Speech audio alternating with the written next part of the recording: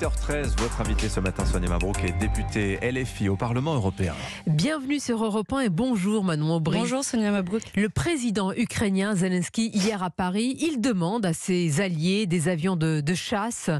Faut-il franchir ce cap, Manon Aubry, et les lui fournir ? Déjà, il faut continuer à les soutenir financièrement. Logistiquement, comme on l'a fait, moi j'ai voté au Parlement européen un certain nombre de résolutions dans ce sens. Et s'agissant de l'aide militaire, je pense que on en a déjà fourni un certain nombre jusqu'à présent. La question qui est posée des avions de chasse, elle est complexe pour être honnête. Je crois que même le gouvernement, Emmanuel Macron, était partagé sur la question. Se pose la question du savoir-faire militaire, se pose la question de l'escalade qui va être créée aussi du côté de l'Ukraine. Donc c'est une question qu'il faut regarder avec attention. C'est difficile de fournir une réponse précise, ça dépend quelle est aussi l'utilisation derrière. Est-ce qu'on peut dire cela et en même temps, Manon Aubry affirmer, comme le dit le président Emmanuel Macron, Poutine doit perdre? Bien sûr. Le but de l'issue de la guerre, c'est d'abord de faire reculer Vladimir Poutine, dans un premier temps. Et dans un deuxième temps, il faut trouver une issue diplomatique. C'est pour ça qu'on ne peut pas fournir une aide telle qu'elle soit logistique, militaire ou autre, sans derrière, dans un deuxième temps, prendre une initiative diplomatique. En vrai, on ne connaît pas d'issue à la guerre autre qu'un accord. Sinon, c'est la guerre totale. Sinon, c'est, je ne sais pas de combien de centaines de milliers de morts, je ne sais pas combien de temps ça va durer. Mais vous entendez les critiques, certains qui disent que quand vous ne voulez pas, vous et d'autres, franchir ce cap, il y a un petit peu un parfum d'esprit munichois, disent certains. Absolument pas. Non, vous savez, je suis très à l'aise sur le sujet parce qu'au Parlement européen, il se trouve qu'on se prononce quasiment tous les mois sur l'Ukraine depuis le début de la guerre. Moi, j'ai voté quasiment l'ensemble des résolutions, soutenu militairement et logistiquement l'Ukraine.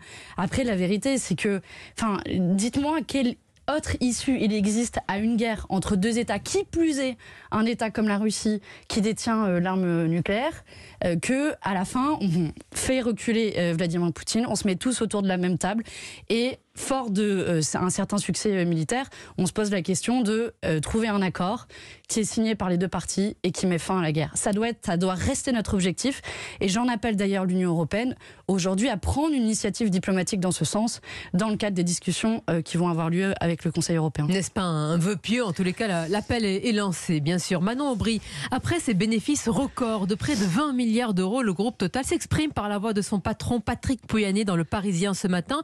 Il se félicite de tels résultats qui permettront, dit-il, d'accélérer les investissements dans les énergies décarbonées. Est-ce que vous dites ce matin bravo?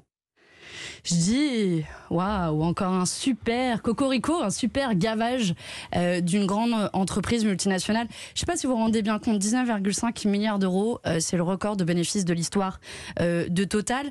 Et sur quoi ils ont fait ces bénéfices? Sur une idée nouvelle, extraordinaire? Non, ils ont fait ces bénéfices sur le prix de l'essence qui a explosé, sur la guerre en Ukraine, tiens, on en parlait, pendant que vous, alors je ne sais pas si vous avez une voiture, mais vous faisiez votre plein à plus de 100 €, eh bien eux, ils ont fait des bénéfices records qui vont finir où? Dans la poche des actionnaires. Voilà, qui sont les actionnaires? Alors les actionnaires, vous allez me dire, il y a des actionnaires salariés. Moi, je vais vous dire la réalité, 70% des salariés du groupe sont actionnaires de l'entreprise. Allez jusqu'au bout, Sonia Mabrouk. Combien vont toucher exactement les salariés de Total de ces bénéfices? Quel pourcentage selon vous? 7%. C'est pas moi qui le dis, c'est monsieur Pouyanné. J'ai aussi lu avec beaucoup d'attention l'interview de Patrick Pouyanné dans Le Parisien. C'est 7%. Donc vous voyez, la question qui est posée derrière, c'est le partage de la valeur ajoutée.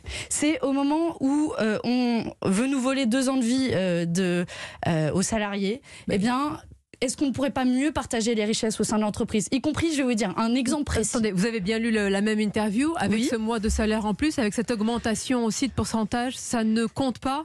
Mais ce qui compte aujourd'hui, c'est comment on partage mieux les richesses.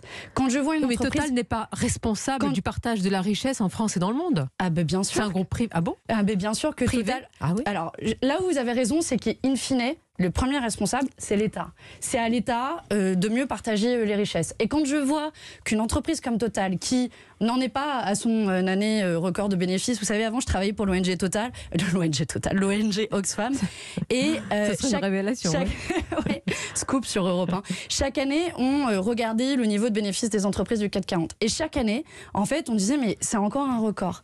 Et chaque année, on se posait la question mais comment c'est possible que des entreprises fassent autant de bénéfices et payent si peu d'impôts? d'impôts. Et Total n'en est pas à son premier record. Total a payé Manon Aubry. Peu ou pas d'impôts en France, c'est vrai, en 2021, car il réalise, vous le savez mieux que moi, ses résultats à l'étranger. En 2022, ils paieront 200 millions en France. Et on peut rappeler qu'ils versent 2 milliards d'euros de taxes et cotisations sociales. Vous savez où est-ce qu'ils déclarent une grande partie de leurs bénéfices ? En tout cas, à l'étranger. Aux Pays-Bas.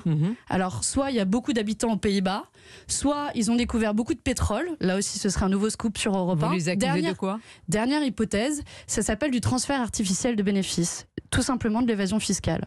Et oui, Total... Attendez, évasion ou optimisation ? Évasion fiscale. Évasion fiscale, c'est une accusation d'illégalité. Non, l'illégalité, c'est la fraude fiscale en droit. Ça s'appelle même l'abus de droit.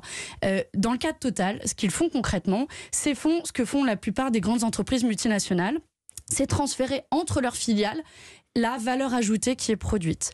De la France aux Pays-Bas, par exemple, mais pas seulement, de telle manière à ce qu'ils payent le moins d'impôts possible. Eh bien moi, je vais vous dire, j'en ai marre en fait que les grandes entreprises multinationales ne payent pas leur juste part d'impôts. Quand vous, Sonia Mabrouk, vous payez votre juste part d'impôts quand vous allez faire vos courses. Vous payez votre TVA. J'imagine vous fraudez pas. Mais vous ne voyez jamais le verre à moitié plein parfois. Total qui a rendu Manon Aubry 550 millions d'euros aux automobilistes français avec les différents rabais à la pompe. Ils n'y étaient pas obligés. Hein. Mais ils ont fait... Regardez le bénéfice qu'ils ont fait. Comment ça se fait qu'ils ont fait ? Ils ont rendu 550 millions et ils ont fait 19,5 milliards de bénéfices. Il faut que ça reste le grand méchant loup. Vous voulez qu'on fasse le pourcentage de ce qu'ils ont rendu par rapport à ce qu'ils ont fait de bénéfices ? Non, sérieusement. C'est pour ça que je disais derrière quelle question ça pose, qui est la question du partage de la valeur ajoutée. Si on augmente au total, au sein des grandes entreprises, la part des salaires dans le partage de la valeur ajoutée de ne serait-ce que 2 points. C'est pas grand-chose, sachant qu'une très grande partie va déjà aux actionnaires. Eh bien, vous savez quoi ? On comble le déficit des retraites de 12 milliards d'euros. Donc vous voyez que à la fin, c'est une question de choix politique. Et l'État, ces dernières années, a préféré taxer les gens qui nous écoutent là, les gens qui vont faire leurs courses, la CSG, les travailleurs, plutôt que les grandes entreprises multinationales. Et ça, franchement, c'est insupportable. Et c'est le débat sur la réforme des retraites, pas celui des salaires, qui est ouvert. Des actions plus radicales pourraient être décidées, Manon Aubry, pour s'opposer dans la rue à la réforme des retraites. D'ailleurs, il y a une nouvelle journée de mobilisation. Samedi. Exactement. Et puis, le 16 février, vous êtes favorable au blocage du pays ? Moi, je suis favorable au retrait de la réforme des retraites. C'est pas ma question. Non, mais j'y arrive, il n'y a pas de problème, j'ai pas de souci à y répondre. Je suis favorable au retrait. Donc, qu'est-ce qui se passe ? D'abord, on a essayé de s'opposer politiquement. On s'oppose à l'Assemblée nationale, on s'oppose dans la rue. 9 actifs sur 10 sont contre, 8 Français sur 10 sont contre, l'ensemble des syndicats sont contre. Et le gouvernement, il reste absolument sourd à tout ce qui se passe. Donc, tel un bulldozer, il passe en force. Radicalité, blocage, coup de force. Vous savez, c'est même Laurent Berger de la CFDT, alors c'est pas le plus radical des syndicalistes, vous me l'accorderez, qui avait dit, et je m'en souviens, ce n'est pas une menace, c'est un avertissement collectif, et il met en garde qu'il peut y avoir un risque que ça dégénère. Et pourquoi Laurent Berger, qui est plutôt connu comme étant quelqu'un tout à fait pas radical, pourquoi il lance l'avertissement ? C'est le gouvernement qui pousse à la radicalité. Je vais même plus loin. Le gouvernement fait de la provocation. Mais vous n'en faites de la jamais. Provocation. Non, Aubry, à la France Insoumise. Est-ce que vous trouvez que j'ai fait de la provocation aujourd'hui ? On va venir au Parlement. Non. Nous, on est là pour s'opposer. Et quand eux, ils veulent voler les 2 meilleures années de la retraite pour les transformer en 2 pires années de la vie, eh bien, c'est eux qui font de la provocation. Pourquoi ce débat ne se tient pas ? Pourquoi vous ne voulez pas de ce débat à l'Assemblée nationale ? Mais on le veut. 30 000 amendements, 13 000, des virgules, des amendements qui se répètent. Sonia Mabrouk, je vous mets au défi. Allez, je vous mets au défi de me trouver un amendement sur la virgule. Je les ai lus hier. Alors, je vais vous dire, c'est déjà, première chose, ce n'est pas le texte qui a eu le plus d'amendements dans l'histoire du Parlement. Il y en a eu un où il y a eu 140 000 dans les années 2000 sur un texte énergétique. Donc, vous trouvez que c'est un argument, ça ? Non. Première chose. Deuxième chose, aujourd'hui, qui est-ce qui contraint le débat ? C'est le gouvernement. Utiliser l'article 47.1, c'est un dévoiement de la Constitution. Attention. Il faut que les gens le sachent qui nous écoutent. Mais à cause de vos amendements, Manon Aubry, l'article 7 qui repousse l'âge de départ pourrait ne pas être étudié. Vous en savez ? Vous assumez ce choix ? Qu'est-ce que vous en savez ? On n'y est pas encore. Vous savez pourquoi autant d'amendements ont été déposés ? C'est pour être maître du temps. Non, vous êtes maître du cours des récré, comme ça. Non, c'est pour être maître du temps. Vous savez ce qui se passe, c'est que à l'Assemblée nationale, en général, comme la majorité est que très relative et plutôt une minorité. Ils passent leur temps à compter les députés dans l'Assemblée et dès qu'ils ont une majorité, ce qui n'est pas toujours le cas, ils essaient de faire adopter et dès qu'ils sont en minorité, ils font durer les débats.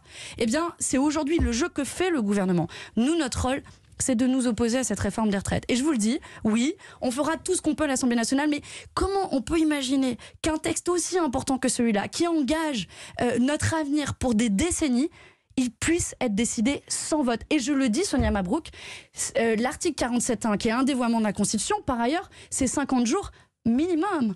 Mais ça peut être plus. Rien n'empêche au gouvernement d'avoir le temps de prendre pour le débat. Et par exemple, ce week-end, ils ont refusé d'ouvrir les débats alors que ça aurait pu se poursuivre.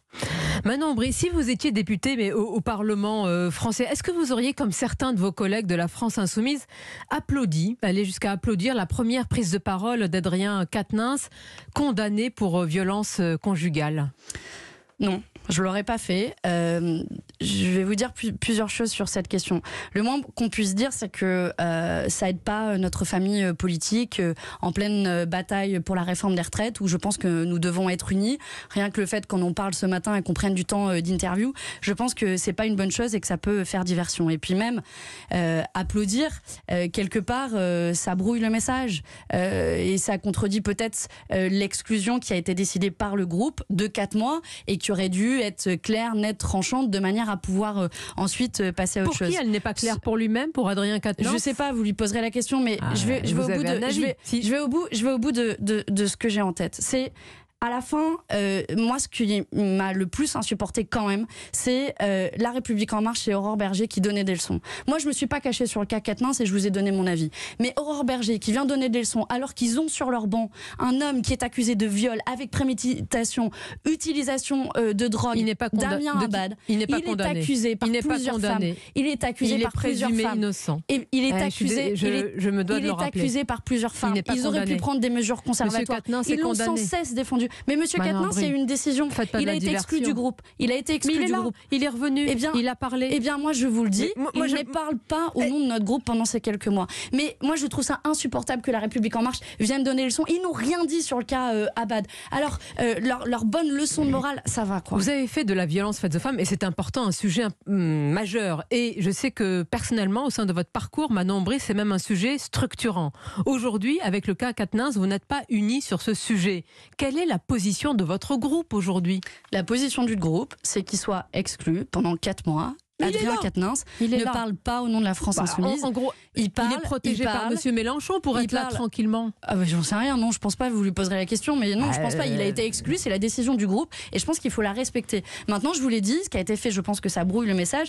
Après, la question, c'est comment on prend de la hauteur. Vous voyez bien que c'est des cas difficiles à traiter. Il faut une charte, d'ailleurs. Il n'y a pas de manuel de gestion des violences sexistes et sexuelles qui existe. Donc, je pense qu'avec nos amis de la NUPES, ça fait partie des sujets sur lesquels nous devons travailler collectivement pour avoir travailler, c'est-à-dire quoi? Se réunir entre vous ou alors quelque chose de commun à tous les partis? Quelque chose au moins de commun à tous les partis qui ont la lutte contre les violences sexistes et sexuelles chevillées au corps. Donc pour moi, c'est tous les partis de la NUPES.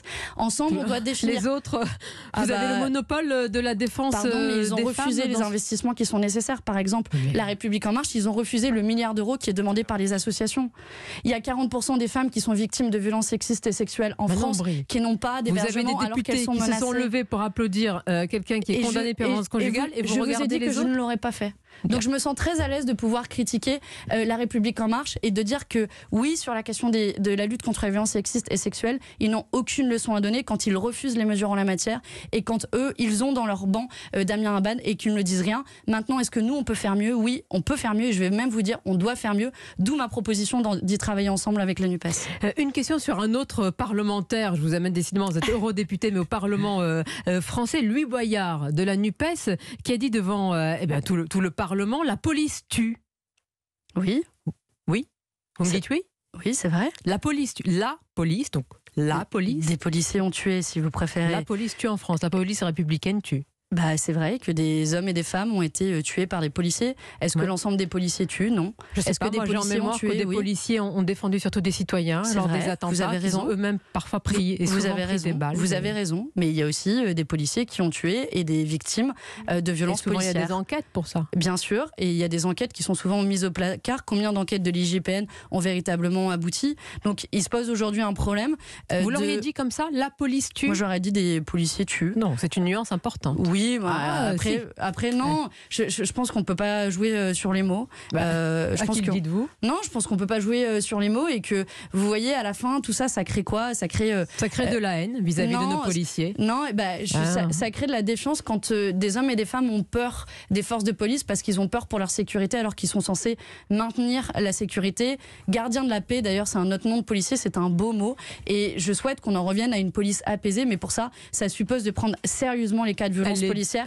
Non, les cas de violence policière n'ont pas été pris sérieusement. On peut saluer d'ailleurs combien les manifestations se sont bien passées grâce à nos forces de l'ordre. Vous voyez, ça vous ennuie un peu, du coup, vous n'avez rien à raconter. Non, ça s'est bien passé grâce aux manifestants. C'est pas à moi de raconter. Non, mais je sais qu'en général, ça peut faire un peu les choux gras, de se dire il y a eu des violences. Non, et d'ailleurs, je vous le dis, samedi, il y a une grande manif. C'est moi qui vous dis, est-ce que vous saluez justement le bon déroulement de ces manifestations? Bien sûr que je salue. Mais j'espère que samedi, il y aura encore plus de monde. Et cette fois-ci, on vient avec les parents, les copains, les enfants, son chien, son chat. Vous-même, Sonia Mabrouk, vous êtes la bienvenue pour venir en manif. Et plus on est nombreux, plus à la fin, le gouvernement, il a des chances de céder. C'est un peu comme, vous savez, il y a l'OM qui a gagné hier contre le PSG. Donc, droit au but, il peut se passer des choses. Merci, on a compris pourquoi vous étiez. Merci Manon Aubry.